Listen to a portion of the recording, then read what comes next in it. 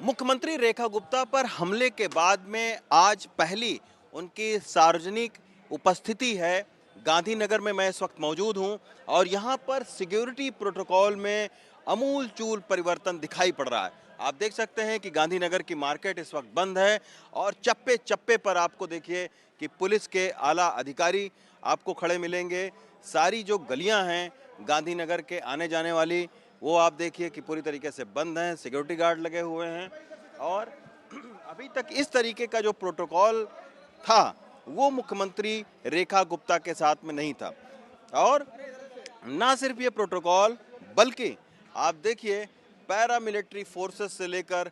Delhi police तक के जो जवान हैं वो यहाँ पर तैनात हैं। मंच पर भी उन्हीं लोगों को जाने दिया जा रहा है जिन लोगों के नाम मुख्यमंत्री ऑफिस से भेजे गए हैं, उन्हीं को जाने दिया जा रहा है। तो ये रेखा गुप्ता के सिक्योरिटी प्रोटोकॉल में इस तरीके का जो बदलाव है वो हुआ है, क्योंकि अंदरूनी जो सुरक्षा है वो पूरी तरीके से अब पैरामिलिट्री फोर्सेस यानी सीआरपी को दे दिया गया है और सीआरपी ही पूरी उनकी अंदरूनी सुरक्षा करेगी। हमने देखा था कि बंगले में भी जिस तरीके से उनकी सिक्योरिटी मजबूत की गई है, तमाम सारी जगहों पर कैमरे के लोकेशन तक के बदले गए हैं, उससे यही लग रहा है कि अब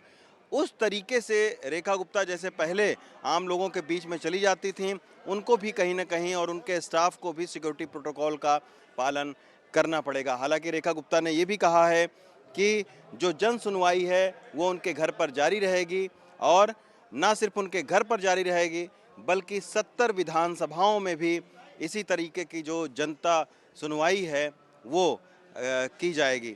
तो अभी आपने देखा कि रेखा गुप्ता के जो सिक्योरिटी के इंतजामात हैं उनमें अभूतपूर्व जो बदलाव है वो हो चुका है और अभी तक जितने भी रेखा गुप्ता के प्रोग्राम मैंने कवर किए हैं उसमें इतनी सिक्योरिटी अभी तक कहीं मुझे नहीं दिखी। लेकिन अब देखना होगा कि इसके बाद में, चूँकि खुद रेखा गुप्ता ने कहा कि वो इस तरीके के हमले से घबराएंगे नहीं और वो पहले की तरीके से मजबूती से काम करती रहेंगी, लेकिन अब आम लोगों से उनका मिलना उतना आसान नहीं हो पाएगा जितना पहले था। दिल्ली के गांधीनगर से कैमरा पर्सन अरुण सिंह नेगी के साथ रवीश रंजन शुक्ला, एनडीटीवी इंडिया।